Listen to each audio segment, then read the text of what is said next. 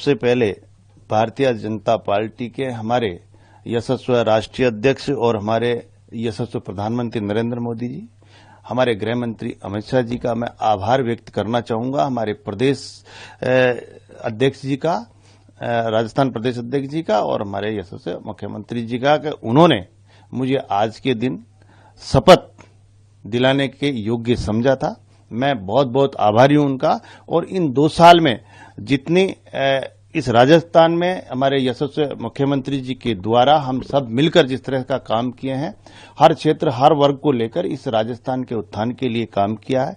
और हमारे यशस्वी प्रधानमंत्री नरेंद्र मोदी जी का जो सपना था विकसित भारत का, उस सपने को आगे बढ़ाते हुए विकसित राजस्थान का सपना संजोकर हर वर्ग में, चाहे वो युवा हो, चाहे महिला हो, चाहे हमारे किसान हो, उनके लिए सबको एक योजनाबद्ध तरीके से काम करने का हमारे मुख्यमंत्री जी और हमारी सरकार ने किया है। इसलिए मैं सभी को आज इस 2 साल पूरे होने पर बहुत बहुत बधाई और शुभकामनाएं देना चाहूंगा कि आगे आने वाले 3 साल में हमारा ये राजस्थान है एक विकसित राजस्थान की ओर बढ़े।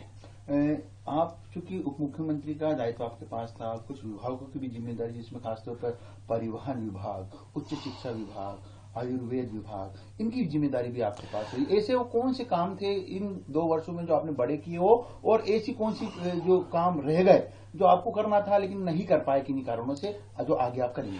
देखिए, मैं गर्व से कह सकता हूं 2 साल में जो काम हुए हमारे हायर एजुकेशन में, जो काम हुआ कि एनईपी 2020 को हम धरातल पर लाने का पूरा प्रयास किया है। और जितने भी पेंडिंग काम थे उनको इन 2 साल में हमने समेटने का काम किया है। मैं आयुर्वेद विभाग की बात करूं तो आयुर्वेद विभाग जिसको बिल्कुल सुनने माना जाता था, लेकिन आज इन 2 साल में जिस तरह से राजस्थान पूरे देश में अव्वल नंबर पे काम कर रहा है, और हमने 2000 से अधिक आयुष्मान मंदिर का निर्माण करके आज लोगों में अवेयरनेस और इस आयुर्वेद के प्रति लोगों में जागरूकता बढ़ाने का काम किया है। तो मैं मानता हूं कि ये भी हमारे स्वास्थ्य के लिए, हमारे जीवन जीने की कला को सीखने के लिए एक बहुत ही, हमारे राजस्थान के लिए बहुत ही अच्छा, हमारे स्वास्थ्य के लिए वरदान साबित होगा। मैं हमारे परिवहन विभाग की अगर मैं बात करूं तो परिवहन विभाग में हमारे रोडवेज विभाग जिस तरह से जो डम पड़ा था, जब 6000 बसें उस समय थी, वो कंडम, रोजाना हमारी एक कंडम बस होती है और पिछली सरकार ने एक भी बस नहीं खरीदी। हमने 800-900 बसें खरीदने का काम किया और आज पर डे 5 से 6 करोड़ रुपए पर डे इजाफा हमारा रेवेन्यू में वृद्धि हुई है।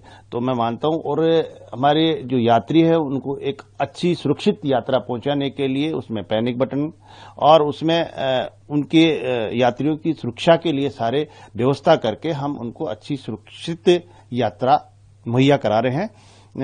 हमारे परिवहन विभाग में हमने ई लर्निंग लाइसेंस और डीएल, हमारा जो ड्राइविंग लाइसेंस और हमारी आरसी को ऑनलाइन कर दी, जिसमें पहले लोग ऑफिस जाते थे और उसमें उनके बहुत पैसे लगते थे, उनको चक्कर खाने पड़ते थे।